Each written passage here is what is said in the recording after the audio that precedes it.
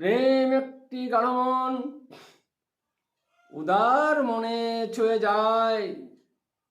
কোথায় কখন কার মনে মুক্ত দৃষ্টির ছোঁয়া লাগে।